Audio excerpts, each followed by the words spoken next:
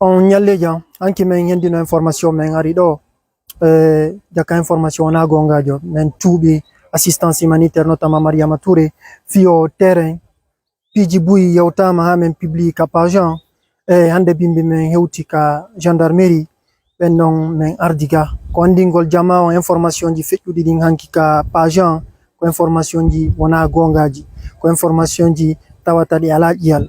Au nom de ma propre personne, ben tori Mariama Touré yo yafo parce que information comme indique comme men toñumo men tumi assistance humanitaire donc ara men tori yo yafo me surtout mi yo yafo lan parce que c'est moi qui a passé l'information. C'était pas pour toucher à sa dignité ni à sa personne, mais c'est information woni jaji njandi ara no metti sifade. Donc yo achwake yo yafo. Ka video kadi mi winduno ɗon assistance humanitaire Mariama Touré ko arnaqueur ɓe donc are non kadi mi fayu mi falju are kadi yo yafo wona gonga ko erroné ko information o timma donc are ɗum non wona gonga are au nom de assistance humanitaire ka présidente maɓɓe yoɓe accu hakke yoɓe yafo information feƴƴuɗon sur les médias notamment médias virtuels réseaux sociaux.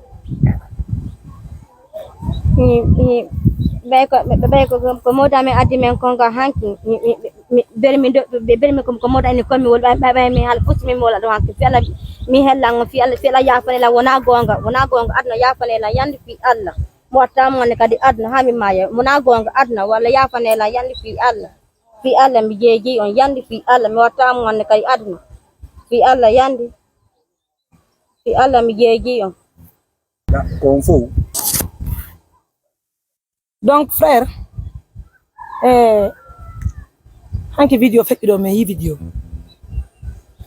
Mariama Touré ko arnaqueur moƴƴoɓere makko nen ko arnaqueur alhamdulillah ko hande mi yuba ko hande mi yanduma joni noon ɓay an tigui a illitike tere ngono ɗo min arnakalima min wujjalima a toñir men fi Allah woti annabijo awa aduna Allah fop no sibude ngande ko teddugal e julɓe Allah ɓen fof ko assistance humanitaire d'urgence darino ha men yewtide e partenaire ɓe amen ɓen fiyo men heɓu partenaire de goto ettanɗo men haadi yo wallay men min heɓa o terrain min darnan ɗo faatu ɓay partenaire joni yeehi mouradu ko feƴƴi kon hanki fi o vidéo mo sagata ɗo waɗi ko teddugal e julɓe Allah ɓen fof partenaire jon o jatti o okkataɓe terrain o wonata sabu ɓe heɓa terrain wo o holliran kadi ko waɗi kon ɗo leydi ndin e ko waɗi kon ɗo fof yomen ɗettu men okka miskina ɓen mi watta e nder juulirde kanko mo sortude fi histoire faatu ko watti e mum kadi hanki on holluno men hiɗon faala kaydi moto ko fop kadi mi fillani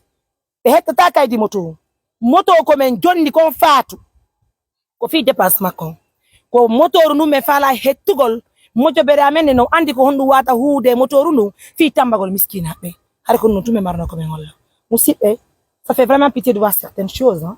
Mais alhamdulillah la justice elle est faite pour ça. On remercie Allah, on remercie tout le monde. Fatou. Ajarama buinani. Anani. Mi weltani ke manan. Mi weltani ke ma boucherie. Nani. Mesdames, messieurs, on va vous laisser. Hein. Nous avons assez sur à faire, vous le savez déjà. Merci à tout le monde. Partagez la vidéo, likez la vidéo. C'est aussi important que ça. Désormais, on impose le respect en Guinée. Portez-vous bien. Au revoir.